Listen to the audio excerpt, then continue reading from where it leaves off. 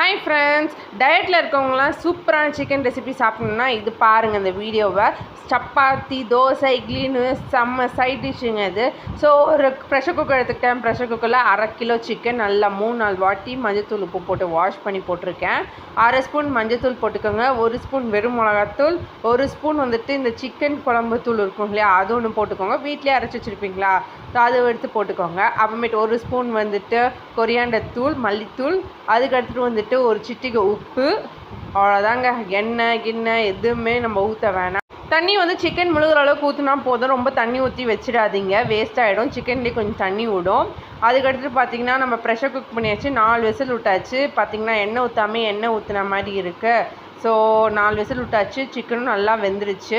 அப்புறமேட்டு 1 spoon pepper போட்டுக்கிட்டு அப்புறமேட்டு இந்த தண்ணியை மட்டும் நல்லா எடுத்துக்கிட்டேன். அப்படியே நீங்கள் குழம்பு மாதிரி வேணும்னா இது மாதிரி வச்சு சாப்பிட்லாம். ஆனால் எனக்கு நல்லா கிரேவி மாதிரி திக்காக வேணுங்க, ட்ரையாக வேணும்னு நினச்சிங்கன்னா அப்போ வந்து நான் என்ன பண்ணுறேன்னா இந்த தண்ணியை வந்து தனியாக எடுத்து வச்சுக்கிறேன். நம்ம சிக்கனை நல்லா வந்து ஸ்மாஷ் பண்ணிவிட்டு அதுக்கடுத்து வந்துட்டு இந்த தண்ணி இருக்கு இல்லையா, தண்ணி வந்துட்டு நம்ம வந்து கொதிக்க வைக்க போகிறோம்.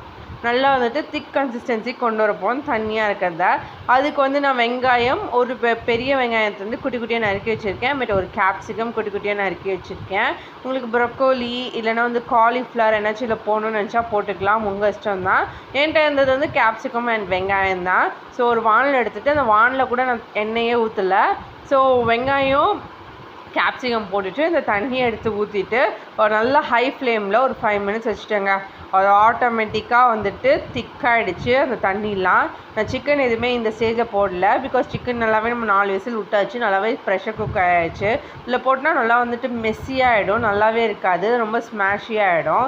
ஸோ இப்போ பார்த்திங்கன்னா நல்லாவே திக்காகிடும். ஒரு 5 மினிட்ஸ் நல்லா கொதிக்க விட்டிங்கன்னா இந்த ஸ்டேஜுக்கு வந்துடும். ஸோ இந்த ஸ்டேஜ் கன்சிஸ்டன்சி எனக்கு போதும். இந்த ஸ்டேஜில் வந்து நான் சிக்கன் எல்லாத்தையும் நான் ஸ்மாஷ் பண்ணி வச்சுருக்கேன் இல்லையா, அது எல்லாத்தையும் பிச்சு போட்ட சிக்கன் எல்லாத்தையும் இதில் போட்டுட்டா ஒரு 2 நிமிஷம் கலந்துட்டு காரம்லாம் கரெக்டாக இருக்கான்னு பார்த்துக்கோங்க, உப்பு கரெக்டாக இருக்கான்னு பார்த்துக்கோங்க. சப்போஸ் காரம் பற்றிலாம் கொஞ்சம் பெப்பர் விட்டுட்டு அம்மிட்டு ஒரு 1/2 லெமனை ஸ்க்வீஸ் பண்ணி விட்டுட்டு கொஞ்சம் கொத்தமல்லி தூவி விட்டுட்டு ஆஃப் பண்ணால் நம்மளோட டயட் சிக்கன் ரெசிபி ரெடி.